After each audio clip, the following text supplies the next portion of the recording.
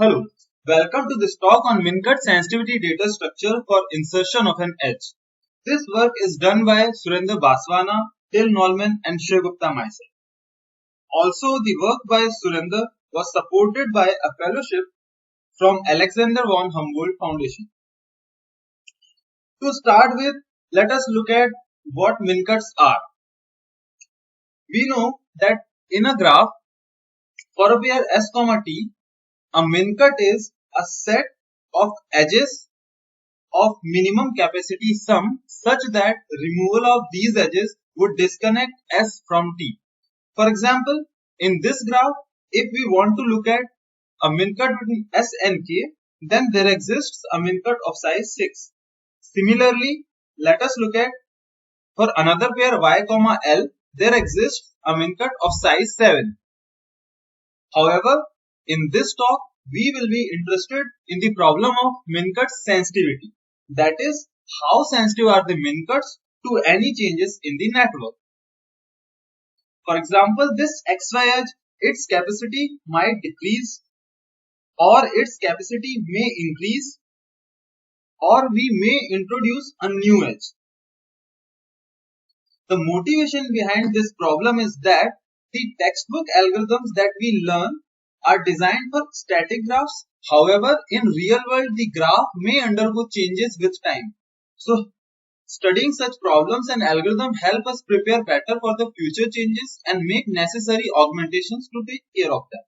For the purpose of this talk, we will be interested in reporting the min-cuts that get affected by increasing the capacity of an edge or by insertion of an edge.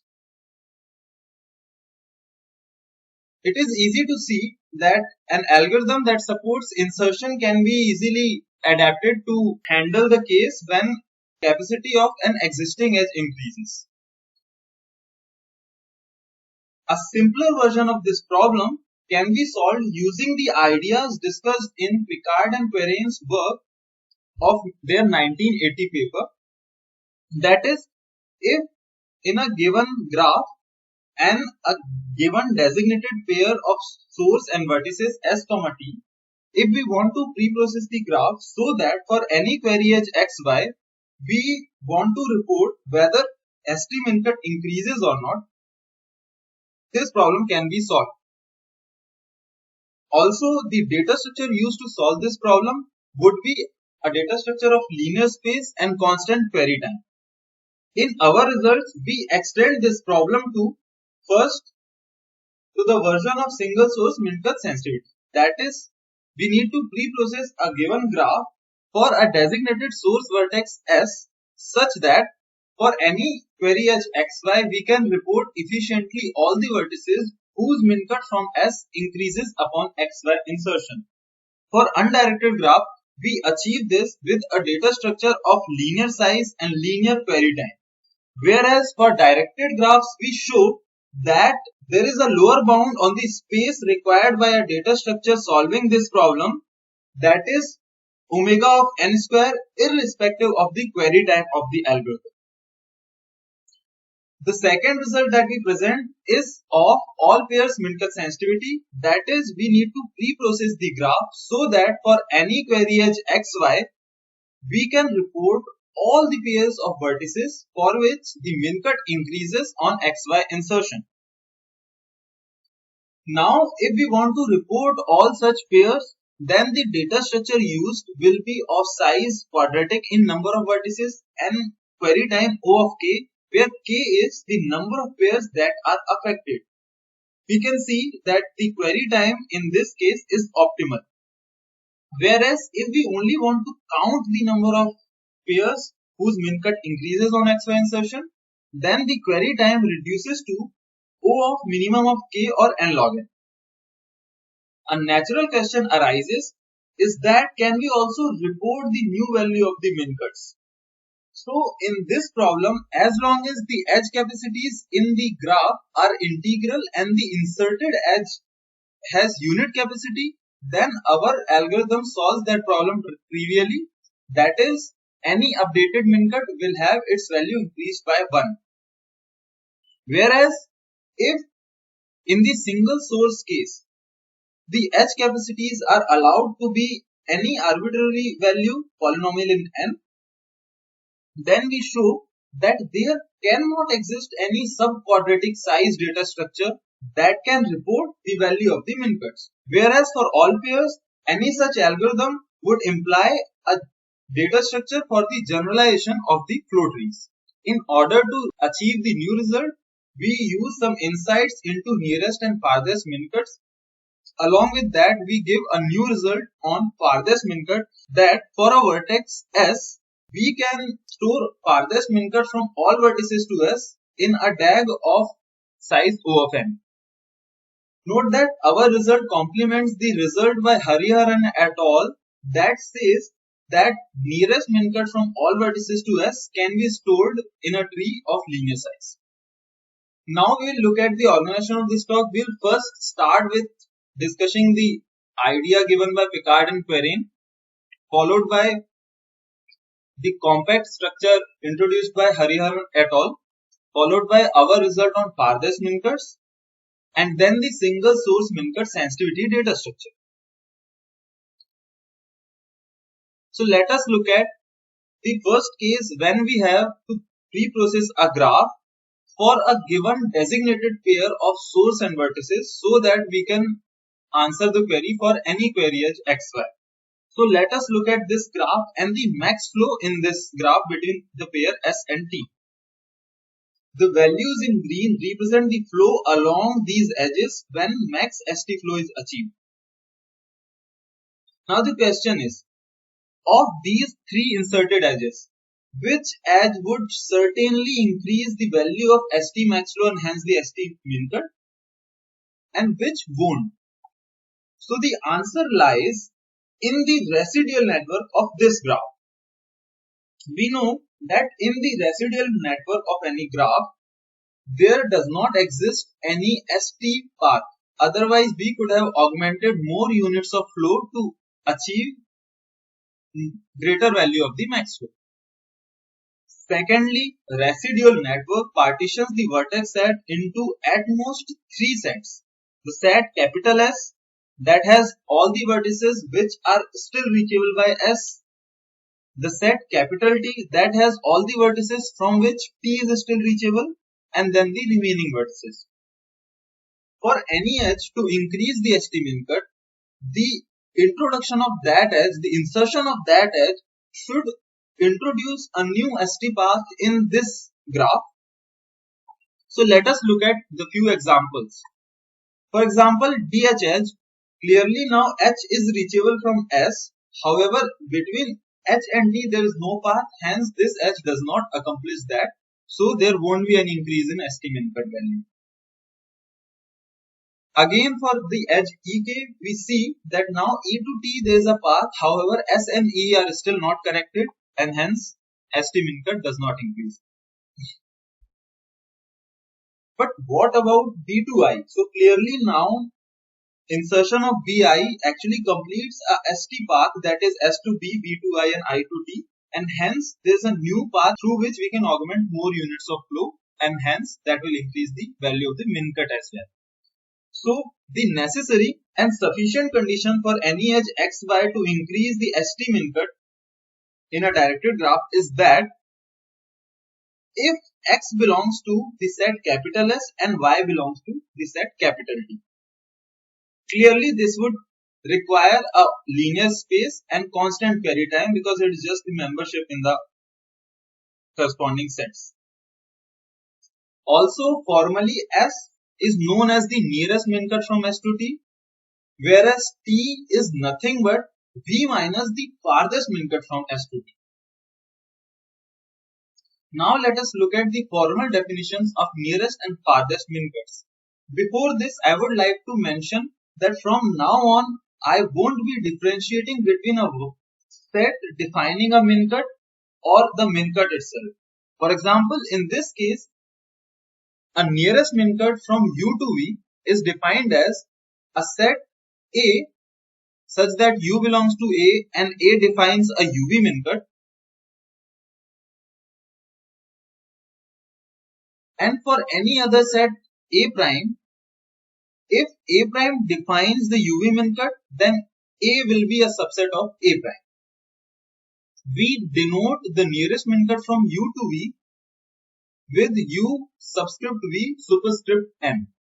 Similarly, we can now define the farthest min cuts that would be a subset A such that A to V minus A defines a UV min cut, and for any other subset A prime defining a UV min cut, A prime would be contained in A. And similarly, we represent the farthest min cut from U to V as UVF. It is easy to see that for any pair of vertices U, V, the nearest and farthest min cut from U to V are unique. Now let us look at undirected graph. So here we know that for XY to increase the value of the ST min cut, X should belong to the set capital S, which is same as the set S and T, and Y should belong to V minus the farthest min cut from S to T.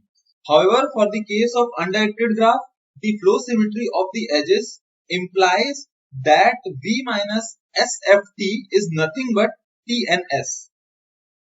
And hence, this simplifies the necessary and sufficient condition for XY edge to increase ST min cut in an undirected graph to be that X belongs to S and T and Y belongs to T and S, or vice versa.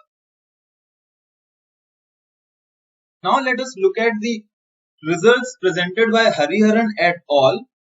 To store all the nearest min cuts to S in a tree of linear size. They first state that for any two vertices U, V, either the nearest min cuts from them to S are disjoint or one of them is contained inside another. Let us look at this theorem graphically. For example, say this is the source S and this is a vertex V, and this green circle represents V and S. Now for a U belonging to V and S, U and S will be a subset of V and S. Now if U lies outside the nearest min cut from V to S, then there are two possibilities. One of them is both of these nearest min cuts can be disjoint, or in this case the nearest min cut from U to S may contain the nearest min cut from V to S.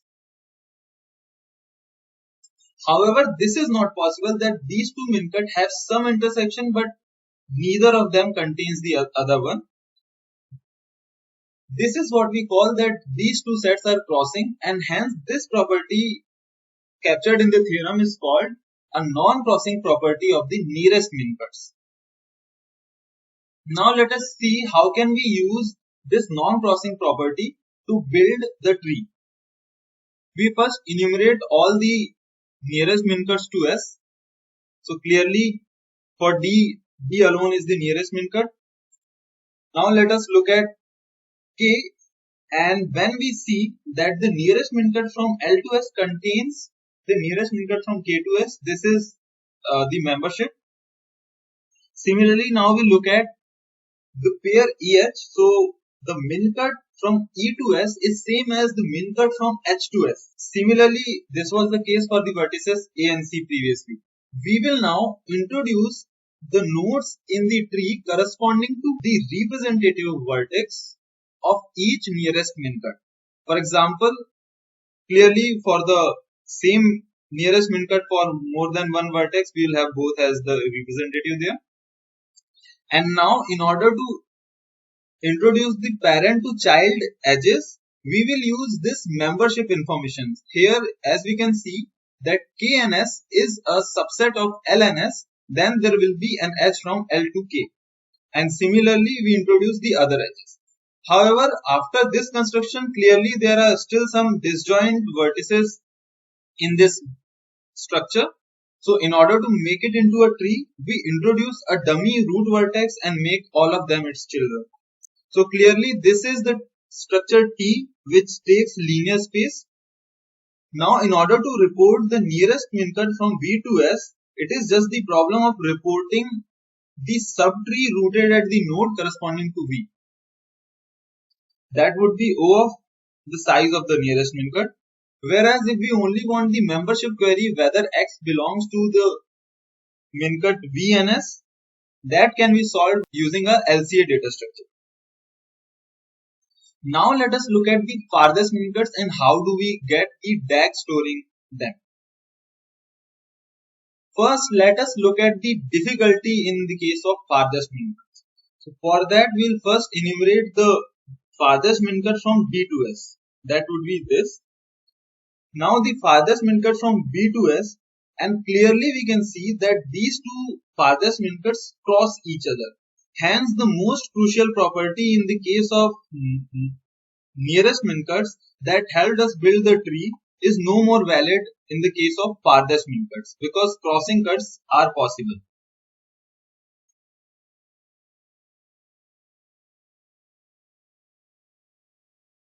To fight that difficulty, let us look at the interaction of two farthest min cuts. For example, in this case, let us assume that the part of this graph on the left side of the vertical black line is ZFS. And there exists a vertex X inside ZFS. So what can we say about the farthest min cut from X to S? We claim that if X belongs to ZFS, then XFS will be a subset of ZFS. To start with, let us assume that XFS is not a subset of ZFS. That means there exist some vertices which are in XFS but not in ZFS. And additionally, we will be using submodularity lemma on capacity of sets, where capacity of a set is defined as the sum of the capacity of the edges with one endpoint in the set and one endpoint outside the set. And the submodularity lemma dictates that for any two sets A and B, the sum of the capacity of these two sets A and B will always be greater than or equal to the sum of the capacities of their intersection and their union. In our case, we will take A as ZFS and B as XFS. Now we know from our assumption that B minus A is not null. So what can we say about the set A intersection B? Clearly A intersection B contains X but not S. That means that A intersection B defines a valid XS cut. Now from the definition of min cut, we know that the capacity of the set A intersection B will be at least as much as that of the capacity of XS min cut. That would infer that capacity of A intersection B is greater than or equal to capacity of B. B is nothing but the XFS. Now using inference 1 or submodularity lemma, we see that the capacity of A union B has to be less than or equals to capacity of A for the lemma to satisfy.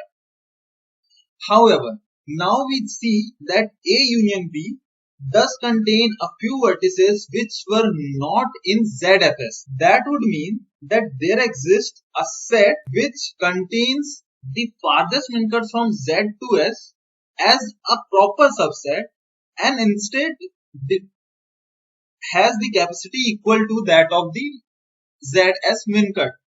This contradicts the definition and the uniqueness of the farthest min cuts. Hence, we have this result that for any X belonging to a farthest min cut from Z to S, the farthest min cut from X to S will be a subset of farthest min cut from Z to S. We will now use the result we just proved to get a DAG storing all the farthest min cuts to S. As a first step, we define a family F of all the farthest min cuts VFS for each V in the set capital V minus S. Let us assume that the size of this set F is K. We first create a node in the DAG corresponding to each member of F. Now for each pair lambda comma mu, if the farthest min cut corresponding to the set mu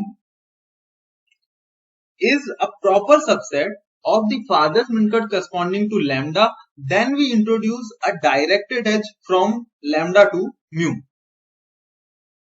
Clearly, this definition of adding the edge ensures that there won't be any cycles in the graph, and hence this graph will be a directed acyclic graph. Now the question is, given this graph, how can we compute VFS? So in order to answer that, for each vertex in capital V minus S, we first assign the vertices to corresponding nodes in the DAG from the definition of the set F. Now, once we know all the nodes corresponding to each vertex, we see which node contains the vertex V, and then we report all the vertices present in all the reachable nodes from lambda. So this will be the answer. However, the bad news is that this definition of DAG may result into a DAG containing theta of n square edges. However, we now look at the transitive property of this DAG.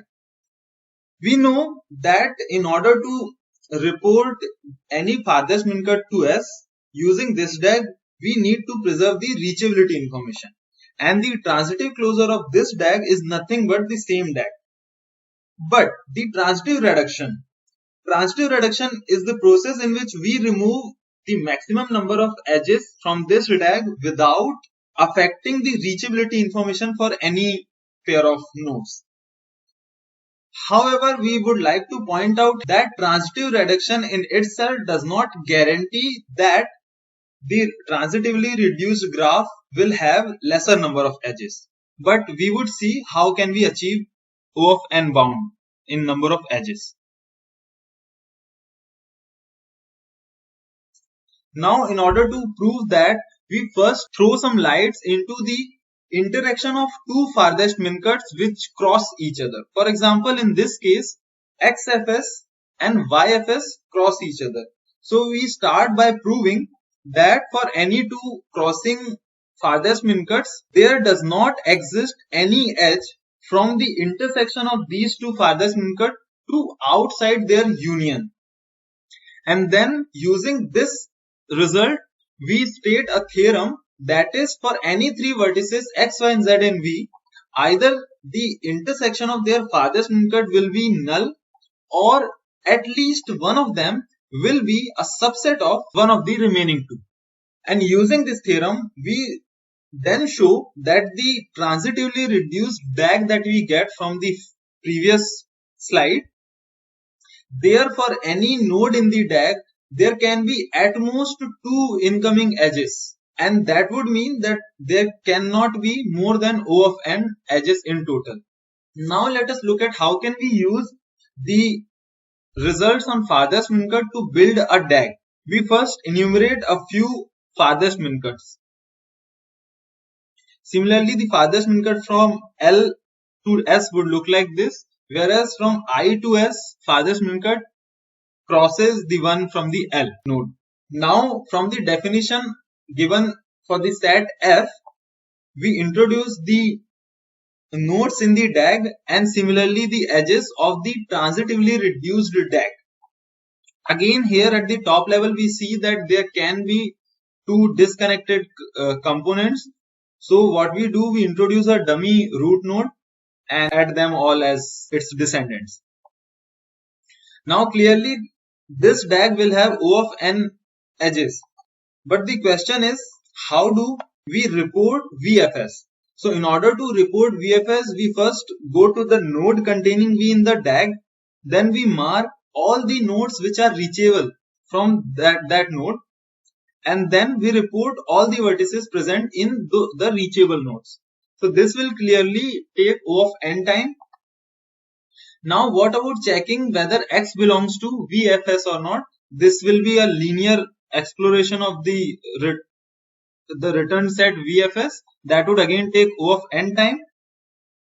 And now see that X belongs to VFS means that X does not belong to S and V from the definition of nearest and farthest min cuts in undirected graphs.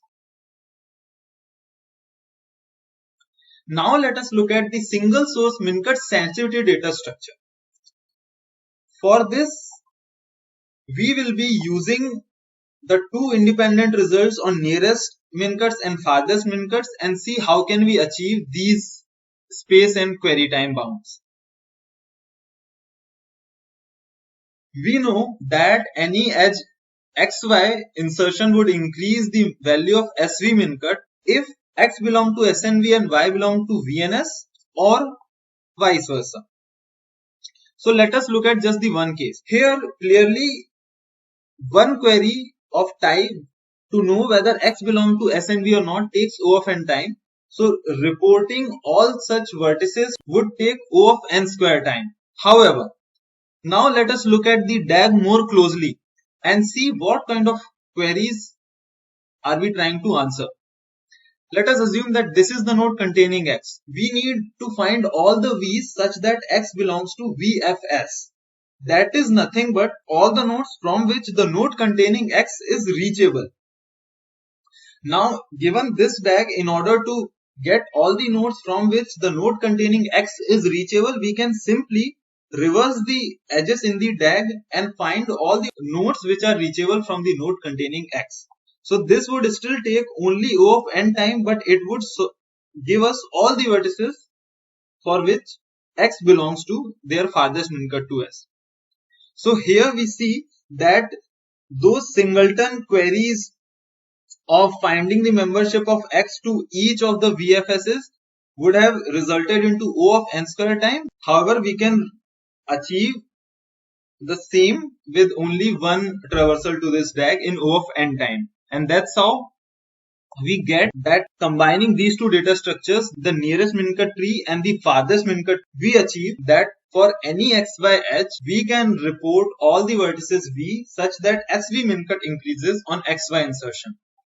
To conclude, we have presented a data structure that supports min cut sensitivity for single sources. It is easily extendable to all pairs case, however, that was not presented in this talk. We also proved hardness of a few results. And there are some open problems. One of them is generalization of Gomery-Hu tree. Gomery-Hu tree is a tree that stores all pair min cut information in a O of n size data structure. Another problem to look into would be min cut sensitivity for deletion of an edge. And definitely the dynamic algorithms for all pairs min cut will be a huge step in this direction. Thanks a lot for your time.